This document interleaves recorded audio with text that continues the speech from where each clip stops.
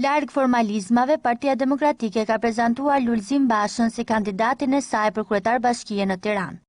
Në koncertin festiv të organizuar të martën nga Forumi Rinor i Partisë Demokratike me rastin e 22 marsit të vitit 1992, që ka hyrë në histori si dita që rrëzoi me vot diktaturën, Basha, që drejton aktualisht Ministrinë e Brendshme, është ftuar si kandidat për kreun e Bashkisë së Kryeqytetit për të përshëndetur mirat të rinj dhe të reja të pranishëm. Si fillim kam dëshirë të jap fjalën kandidatit për kryetar bashkie, Zotit Lulzim Basha!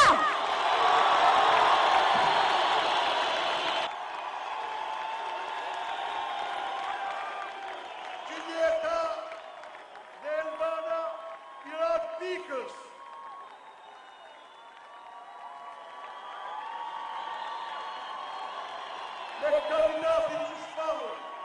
Në përshëndetjen e tij, Basha solli në vëmendje se në 22 mars të vitit 1992, kur ai ishte vetëm 17 vjeç, pati fatin të ishte vëzhguesi më i ri që monitoroi zgjedhjet e atij viti që përfunduan me fitoren e Partisë Demokratike, partia e parë opozitare në Shqipëri post-komuniste.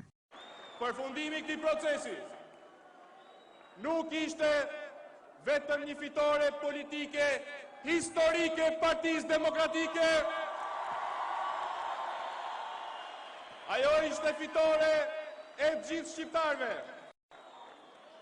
Fitore e lirisë mbi shtypjen, e dashurisë mbi urrëtitjen, e të ardhmes mbi të shkuarën. Atë ditë brenda meje lindi natyrshëm një betim i heshtur. Përkushtimi për të bërë gjithçka që unë mundem për ta quar këtë vepër që Partia Demokratike nisi me 22 mars 1992 sa më përpara.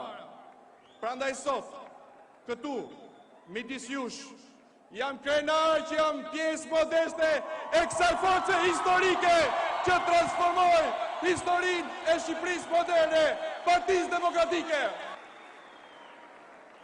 Ditët dhe vitet që pasuan, këtë fitore epike, të së mirës ndaj të keqes, janë të mbushura me sfida, arritje, disfata dhe ngadhnime në përpjekjen tonë të kahershme për një demokraci sa më të përsosur. Por ne nuk e humbëm kur kurajon, sepse luftuam si njerëz të lirë për një kauzë të drejtë.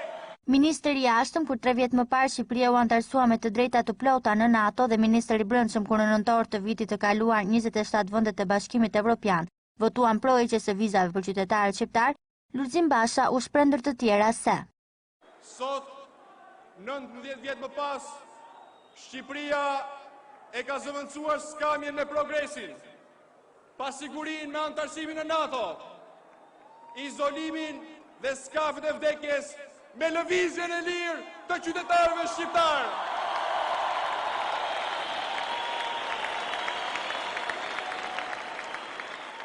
Të arrinim tek lëvizja e lirë nuk ishte e lehtë. Kishim shumë pengesa dhe paragjykime që duheshin kapërcyer. Kujtimet e eksodeve masive, dramatike, ishin të freskëta. Keq informimet negativiste të qëllimshme nga vetë brenda vendit nuk mungonin.